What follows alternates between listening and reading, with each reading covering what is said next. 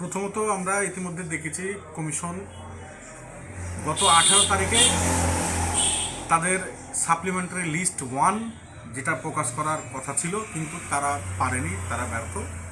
পরবর্তীতে 23 তারিখ আমরা দেখলাম যে 23 তারিখ দিনের বেলায় হওয়ার কথা ছিল, সেটা হলো না।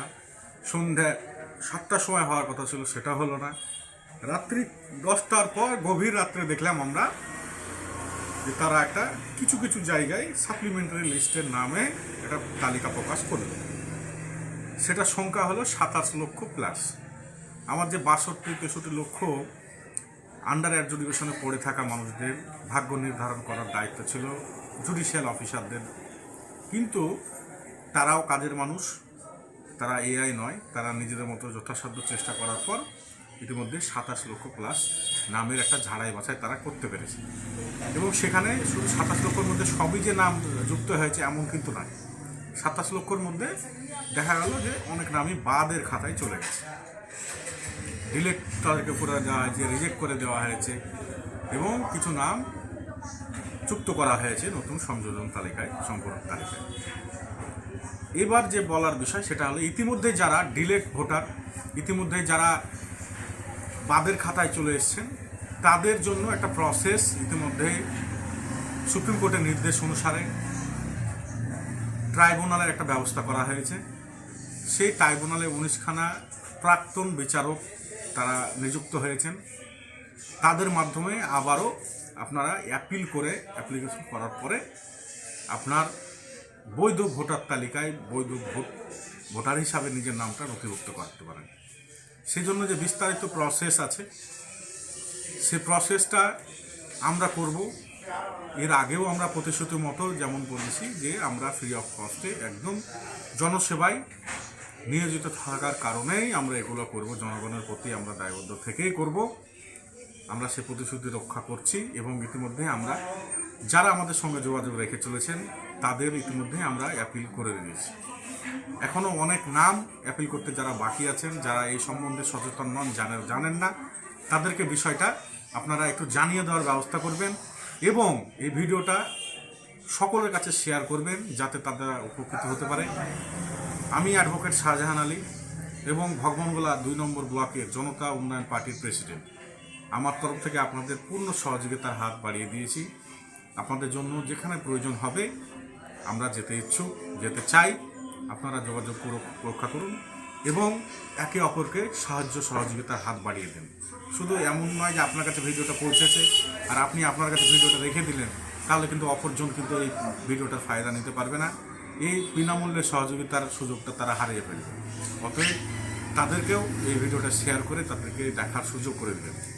ভালো থাকবেন, ভালো রাখবেন। প্রথমে যে নির্বাচন কমিশন সম্ভবত 13 রকম প্রমাণপত্র জমা করার কথা বলেছিল, কিন্তু 13 রকম প্রমাণপত্র দেখা যাচ্ছে অনেকেরই নাই। একদম হয়তো বাবা মায়ের লিঙ্কেজ 2002 সালের আছে, বা বাবা না থাকলে দাদু দাদির আছে, অন্য কারো আছে আত্মীয়। তো সেক্ষেত্রে তাদের আধার কার্ড, ভোটার কার্ড, মানে হয়তো ওয়ারিসান সার্টিফিকেট, দলিল, এইসব কী কী প্রমাণপত্র লাগবে মোটামুটি একটু বিস্তারিত বলুন। প্রথমত এখানে খোঁজা হচ্ছে যে যারা এদেশের নাগরিক নয়, অনুপ্রবেশকারী কিংবা জাল জোর চোরের মাধ্যমে নিজের ভোটটা তুলেছেন, তাদেরকে মূলত ঝাড়াই বাছাই প্রথমত। দ্বিতীয়ত যারা এখানে মৃত ভোটার তাদের নামও থেকে গেছে, যারা ডুপ্লিকেট ভোটার, অর্থাৎ এক জায়গায় ভোট আছে আর এক জায়গায় ভোট তুলে বসে আছে, এই রকম কিছু ঝাড়াই বাছাই করছে নির্বাচন কমিশন। ইতিমধ্যে আমরা দেখেছি যে 60 লক্ষের উপরে ঝাড়াই বাছাইয়ের আগেই সেগুলো বাদ চলে গেছে বলতে গেলে কি মৃত voter, duplicate voter, already voter, এইসব ভোটার বাদ যাওয়ার পরে 60 লক্ষ বাদ যাওয়ার পরেও আবার 62-63 লক্ষের একটা অ্যাডজুডিকেশন লিস্ট পাঠিয়েছিল। কারণ যেটা অন্য রাজ্যে হয়নি, আমাদের রাজ্যে হয়েছে, এআই দিয়ে একটা ম্যাপিংয়ের যে পরিকল্পনাটা করেছিল নির্বাচন কমিশন, তার ফলেই এটা ঘটেছিল যে যার নামের শুধু অক্ষরে ভুল তার নামও অ্যাডজুডিকেশনে চলে এসেছে। যার বাবার সঙ্গে নামের একটু গরমিল আছে বাবার নামের, তারও চলে এসছে। যার 6 ছেলে মেয়ে তো দূরের কথা, তার 2-1 ছেলে মেয়ে, কিন্তু আরও হয়তো অনেকে বাবা ভাইয়ের যে লিঙ্কেজ পাওয়া আছে, তাই জন্য 6 জনের বেশি লিঙ্ক হলে তার নামে নোটিশ চলে এসছে। এই যে হয়রানির একটা হ্যারাসমেন্টের একটা ব্যাপার ঘটেছে, সেখান থেকে বাঁচতে গেলে আমার কথা বলা অর্থ হলে যে ডকুমেন্টসগুলো ইতিমধ্যে নোটিশ জারি করে বলা হয়েছে কমিশনের তরফ থেকে, সেগুলার 13টার মধ্যে অনেকেরই অনেক কিছুই পায়নি হয়তো। যেমন বলা হলো যে 1987 সালের যারা ভোটার নয়, যারা 1987 সালের পরে জন্মগ্রহণ করেছে এমন ভোটারদের ক্ষেত্রে আপনাকে নিজের ডকুমেন্টস দিতে হবে এবং বাবা মার যে কোনো একজনের ডকুমেন্টস দিতে হবে তাদের ভারতীয় প্রমাণের জন্য। বোঝা গেল। দ্বিতীয়ত বলা হলো যে 2002 সালের পরে যারা জন্মেছেন তাদের জন্য, নতুন ভোটার যারা, তাদের জন্য নিজের ডকুমেন্টস দিতে হবে, নিজের বাবার ডকুমেন্টস দিতে হবে। পরিষ্কার বোঝা গেল। তাহলে আপনি আপনার ডকুমেন্টস হিসাবে কী দেবেন? আপনার দেখা গেলো স্কুল সার্টিফিকেট নেই, আপনি মাধ্যমিক পরীক্ষা দেন, আপনার জন্ম সার্টিফিকেট নেই, আপনি যত সময় করতে পারেন, আপনি বাড়িতে জন্মগ্রহণ করেছেন। আমরা অনেকেই একটা প্রজন্ম 1987 সালের কাছাকাছি, তারা কিন্তু বাড়িতে জন্মগ্রহণ করেছি, তাদের কিন্তু অনেকেই জন্ম সার্টিফিকেট নেই। এইখানে হচ্ছে অসুবিধাটা, কারণ জন্ম সার্টিফিকেট যদি না থাকে তাহলে আপনার কি হবে, যে আপনি ভারতীয়, প্রথম ভারতে জন্মগ্রহণ করেছেন, এটা প্রথম ডকুমেন্টস আপনার ভারতীয় জন্ম সার্টিফিকেট, সেটা না থাকার কারণে আপনি অবহেলা করছেন। দ্বিতীয়ত আপনি যেহেতু শিক্ষিত নন, আপনি মাধ্যমিক পাস সার্টিফিকেট নেই, সেক্ষেত্রে অসুবিধায় পড়ছেন। তাহলে পরবর্তীতে আমাদেরকে বলা হলো সুপ্রিম কোর্ট যে আধার কার্ড যে আমাদের আছে সে আধার কার্ডটাকে মান্যতা দিতে হবে। কিন্তু আগে তো আধার কার্ড ছিল না, আধার কার্ড তো অনেক পরে এসছে, তাহলে সেটাও কি করে একটা 2002 সালের আগের লোকের কি করে এটা প্রমাণপত্র হতে পারে? কারণ 2002-এর অনেক পরে আমাদের আধার কার্ডটা প্রচলন এসছে। তাহলে সেটাও যখন আপনার জন্মের নথিবদ্ধ প্রমাণ নয়, তাহলে আপনার বাকি কি থাকে? দেখা গেলো যে অনেকের জমির দলিল আছে, যেমন যারা দেখা গেলো যে 1987 সালের আগের একটা জমি, সেইখানে জমির আপনি সেই দলিলটা সাবমিট করতে পারেন। কিন্তু দলিলের যদি দেখা গেলো যে অনেক ক্ষেত্রে ভুল আছে, আকার ওকারের ভুল আছে, অক্ষরের ভুল আছে, বয়সের ভুল আছে, পিতার নামের ভুল আছে, ঠিকানার ভুল আছে, হয়তো পরবর্তী ঠিকানা চেঞ্জ হয়েছে, আপনার ভোটার কার্ডেও অনেকের ঠিকানা চেঞ্জ হয়েছে, নাম চেঞ্জ করেছে পরবর্তীতে এফিডেভিট করে। এই ক্ষেত্রে একটা বিশাল গরমিলের একটা ব্যাপার আমরা দেখতে পেয়েছি। কিন্তু যারা কমিশনে আছেন, যারা অ্যাডজুডিকেশন পর্যায়গুলো দেখলেন, বিচারাধীন বিষয়গুলো, তারা নিশ্চয়ই এই সম্বন্ধে অবগত যে একজন মানুষ যে ভোটার হয়েছিলেন পরবর্তীতে আবার কোথাও নাম ট্রান্সফার করেছেন, যিনি রেজিস্ট্রিকৃত জমির অধিকারী তিনি পরবর্তীতে হয়তো নাম চেঞ্জ করেছেন এফিডেভিটের মাধ্যমে, কিংবা এফিডেভিট ছাড়াই অন্য নামে তিনি এক একজনের 2-3টা করে নাম। কেমন কোনো জায়গায় দেখা যায় যে কারো নাম ডাক নামে হয়ে গেছে অনেক সময়। কারণ আগে তো আমাদের নথির যে প্রচলনটা সেটা তো খুবই কম ছিল, সীমিত সংখ্যক লোক ভোট দিতে পারতেন। আমরা 95 সালের আগে যদি দেখি, এপিক কার্ডও ছিল না আমাদের, তাহলে তখন লিস্ট অনুযায়ী ভোট হতো, স্লিপে ভোট হতো, অনেক ব্যাপার। তাহলে সবসময় যে মানুষের মধ্যে যে হ্যারাসমেন্ট চাপিয়ে দেওয়ার যে একটা নির্বাচন কমিশনের অন্ধ সেজে যে ব্যাপারটা, এটা কখনো মেনে নেওয়া যায় না। তাহলে ডকুমেন্ট যদি ওই 13টাই ডকুমেন্ট দিতে হবে এমন কোনো বিষয় নাই। আপনাকে ভারতীয় প্রমাণ হওয়ার জন্য, প্রমাণ করার জন্য নিজেকে, আপনি জমি রেজিস্ট্রিকৃত দলিল হতে পারে, এছাড়া অন্য যাবতীয় ডকুমেন্টস, ব্যাংকের নথিপত্র হতে পারে, এলআইসির নথিপত্র হতে পারে, এছাড়াও আপনার যেগুলো মনে হয় যে আপনাকে নিজেকে একজন ভারতীয় প্রমাণ করতে এই ডকুমেন্টসটা খুবই জরুরি, সেই ডকুমেন্টসগুলো হাতের কাছে রাখুন। এবং ট্রাইব্যুনাল যে গঠন হয়েছে, আমরা ট্রাইব্যুনালে আপনাদের হয়ে অ্যাপ্লিকেশনটা করব, আপনাদের হয়ে মামলায় লড়ব।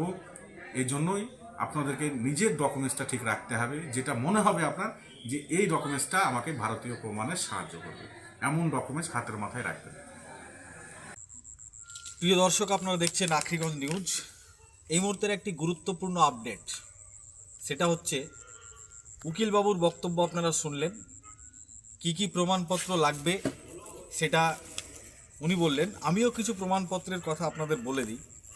আপনারা জানেন যে নির্বাচন কমিশন যখন ঘোষণা করে এসআইআর, তখন 13টা প্রমাণপত্রের কথা বলা হয়েছে। তো ওই 13টা প্রমাণপত্র যার আছে তার তো কোনো সমস্যা নেই। কিন্তু সমস্যা হচ্ছে যাদের 13টার প্রমাণপত্র নেই, শুধুমাত্র আধার কার্ড আছে, তারা কি করবেন? বা তারপরে যে বিচারাধীন ছিলেন, সমস্ত নাম বিচারাধীন যারা ছিল, যারা তো অ্যাপ্রুভেড তারা ঠিক ছিল, যে সমস্ত বিচারাধীন নাম থেকে গত রাত্রে সাপ্লিমেন্টারি লিস্ট বেরিয়েছে,